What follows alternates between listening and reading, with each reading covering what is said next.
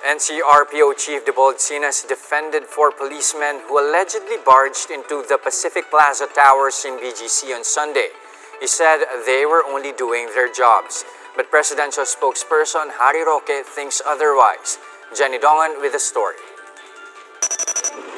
Taguig Police Major Joseph Austria, along with four other uniformed personnel, visited the Pacific Plaza Towers in BGC yesterday after supposedly receiving reports that some residents were ignoring quarantine rules. But one resident of the condominium said the officer bullied the property security personnel and entered the property. In this video uploaded by a resident, you can see Austria walking along the condo's garden and pool area, shouting at residents. He wasn't wearing any form of personal protective equipment. They demanded to come in. They forced their way past our security guards. The security guards were very threatened. They have weapons too, but they dare not to draw the weapons against the police. They were basically rolled over. They were yelling. PPT President Erwin Ilichicon confirmed this, saying that officers forced their way in, threatening to arrest anyone who will prevent them from entering the condominium. Ilichicon claimed that upon reaching the garden and pool area, Austria's men only saw a few residents walking around but still following social distancing protocols.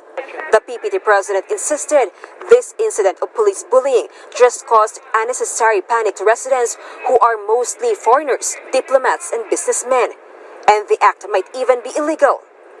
But in a statement, Taguig Mayor Lino Cayetano defended the officers, saying he was the one who ordered the police to inspect condominiums and gated communities to make sure that all of the residents there are strictly observing quarantine guidelines. He said he has received reports that there were still a few people hanging out at common areas like clubhouses, pools, and gardens. The PNP, led by Joint Task Force COVID-19 Shield Commander Guillermo Irazar, said they're already looking into the matter.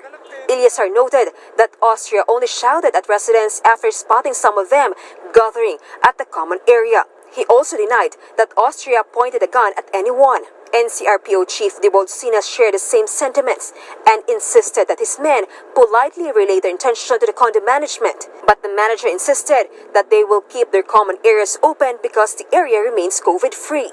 The NCRPO added that other residential towers in the area, like Avida and Serendra, have submitted incident reports to authorities, except for Pacific Plaza Towers.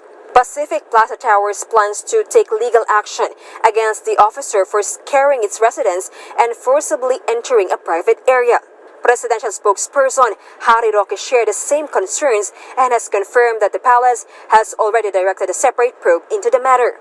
Karapatan ng ating mga kababayan na magkaroon na maging secure sa kanilang houses, places, and persons shall be inviolable. Hindi po pwedeng malabag yan kung walang utos po ng ating korte at hukuman.